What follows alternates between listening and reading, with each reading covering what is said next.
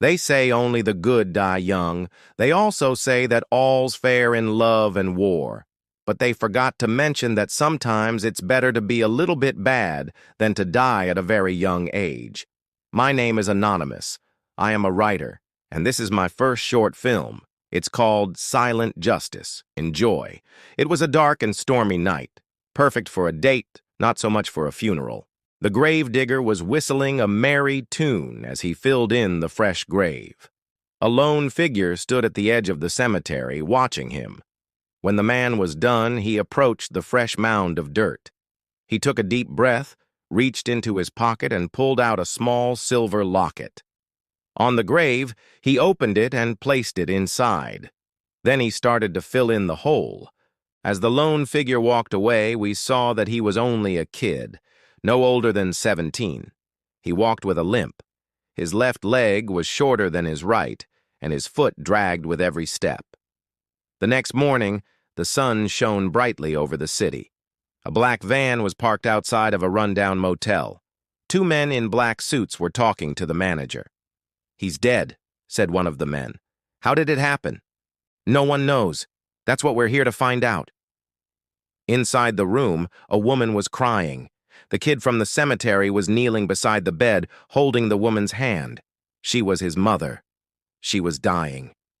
"Please, please don't go, Mama." "Shh, it's okay, sweetheart. I'm gonna be fine." The woman coughed. Blood splattered from her mouth. She looked at her son. "Please promise me you'll take care of yourself." "I promise." When the woman was gone, the boy stood up. He looked at his reflection in the TV. His eyes were red from crying. His face was pale and skinny.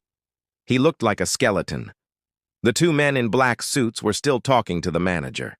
They were offering him money to let them search the room, but he wouldn't budge. The kid came out just then, and the men finally got their way.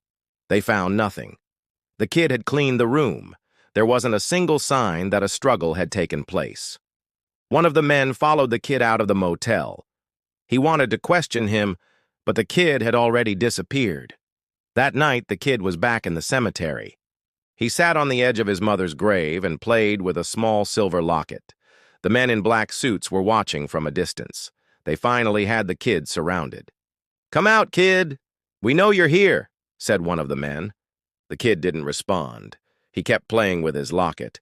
The men in black suits were getting closer. "I'm warning you, kid. Come out with your hands up and we won't hurt you." The kid stood up. He turned around and looked at the men. He opened his jacket. Both men gasped. The kid was covered in knives. The next day, the news was full of it. The vigilante killer was at it again. Who was he? Why did he do what he did? And how many more criminals would he have to kill before he himself was caught? The answer to the last question is 4. The first 3 were the men in black suits. The fourth was the hitman who tried to take out the kid. But that's a story for another day. The end. Thank you for watching.